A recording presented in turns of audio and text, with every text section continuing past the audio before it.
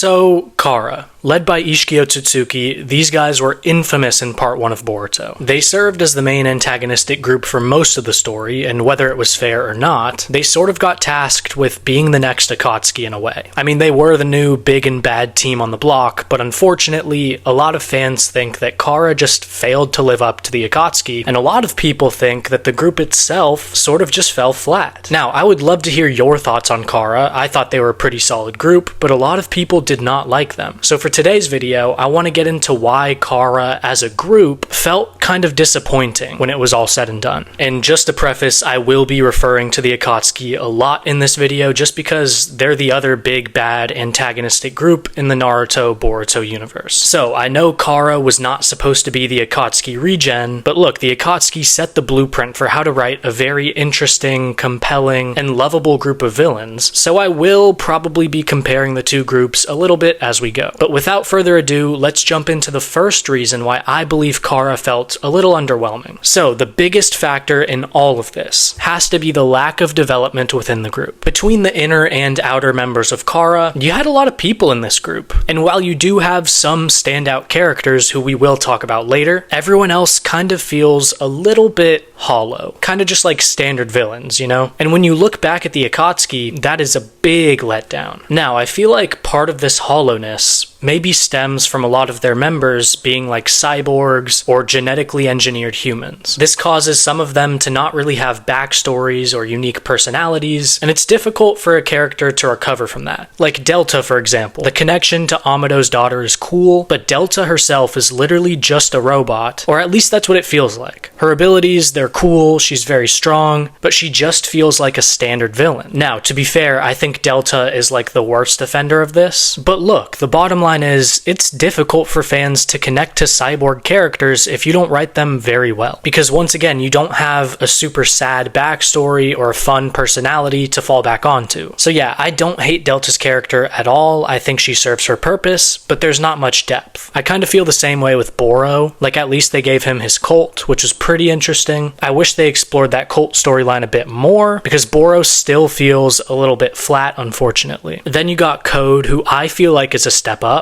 He was a survivor of the experiments, he's the defect, and later on he gets his arc of trying to avenge Jigen. So, in my opinion, Code is a good example of the cyborg character working because they gave him substance within the story, and they gave him that attention he needed. He's not perfect, and I honestly believe that he's a little boring sometimes, but overall he's a pretty good character. But even with characters like Code, who got a lot of attention, people were still not able to gravitate towards Kara like they were able to gravitate towards the Akatsuki. At the end of the day, it just feels like the Akatsuki were more human, and I don't mean that literally. I mean there's more emotion with the Akatsuki, it felt more real. I mean, all of these guys were rogue shinobi who defected from their villages, they're carrying their own separate issues and problems, and they're all coming together to make their ideal world with the infinite Tsukuyomi. And look, I'm not going to pretend like every Akatsuki member has insane writing, but a lot of them do have compelling backstories and interesting personalities. And I feel like you maybe can't say the same thing about Kara. But yeah, that's point number one. Let me know your thoughts, but let's move on. The second reason why I believe Kara kind of fell flat is because they were dealt with so quickly, or at least it felt that way. Sorry to bring them up once again, but the Akatsuki were a looming threat for the entire Naruto series all the way up until the end. That gave us more time with the characters, and I would argue it made the Akatsuki feel more established. For Kara, though, they got introduced around episode 157, and that was honestly more of a loose introduction, basically just saying, hey, Kara exists. Then you get sort of like an anime canon arc with Deepa, and this is actually pretty good, I'm not gonna lie. It was definitely great for the development of Team 7, but in terms of manga canon, Kara doesn't actually become super important until about episode 180-ish. And then Ishiki gets taken down about 40 episodes later, which effectively dismantles the group. You still had Code trying to carry on his legacy, which again, I like, but the group itself was done pretty quickly. They all went their own separate ways, kind of. Now, before we go any further, I know that Kara was never supposed to be the end game of Boruto, kind of like the Akatsuki were the end game of Naruto. I wouldn't call Kara just setup, but they did give us Kawaki, which then led to his disagreements with Boruto, and then the Omnipotence, and now we are where we are. So Kara actually did what they needed to do for the story. I would have liked for them to have stuck around a bit longer, but that's not what they were made to do. Now, I do think the issue is, when you usher in this new new group of completely brand new characters, besides Ao, it will be more difficult for people to gravitate towards them. But yeah, those are actually the two main reasons why I believe people don't love Kara. It comes down to the fact that some of the characters feel flat, and we just didn't get to spend that much time with them. I think it's that simple. With that being said, there's probably more to it, so if you have something, comment it down below. But now that we've discussed the negatives, I actually wanted to use the rest of this video to talk about a few things I really like about Kara. I didn't want this video to be super negative because I actually do enjoy the group. So first off, like we mentioned earlier, Kara has its standout characters. We can argue all we want that a majority of characters in the group feel flat, but the characters that Kara does right are done very well. Guys like Kashin Koji and Amado fit this category. I wouldn't put them in the conversation for best characters in Boruto, but they sure are interesting and important to the story. First of all, Kashin Koji being like a straight up clone of Jiraiya, that is objectively cool. And then Amado essentially being the new age Orochimaru, I thought was also done pretty well. The way these two defected from Kara and joined the Leaf Village was genuinely pretty surprising, and the way Amado went about it specifically was insane. He caught Shikadai with a bomb around his neck and essentially made the village listen to him. And this started the interesting dynamic of Amado and the Leaf Village. It's like he's a lot more intelligent and dangerous than we would like, but if he's offering us his help,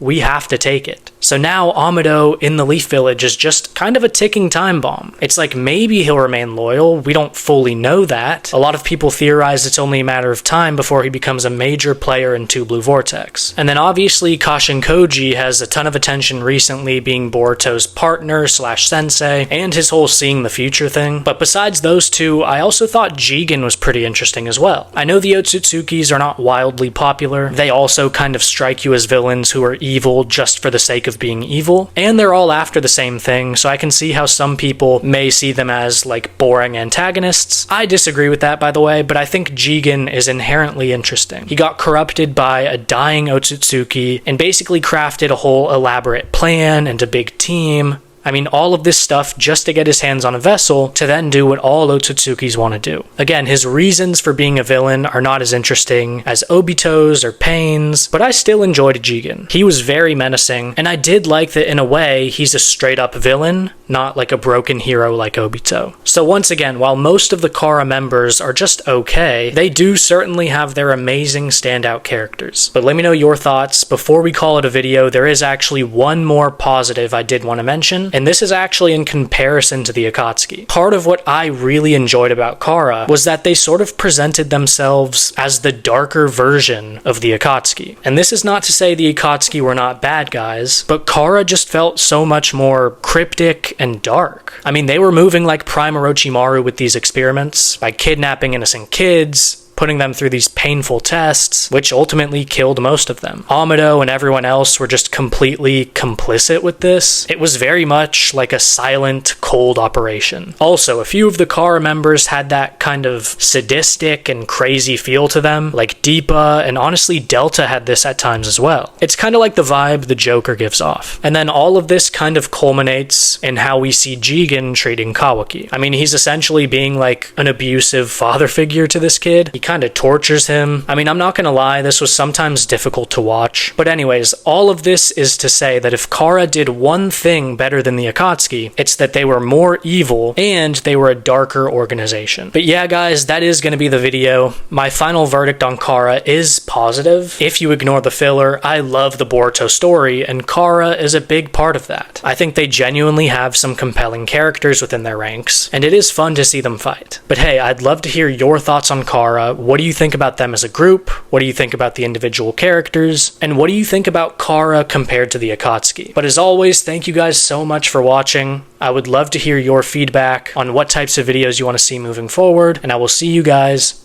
in the next video.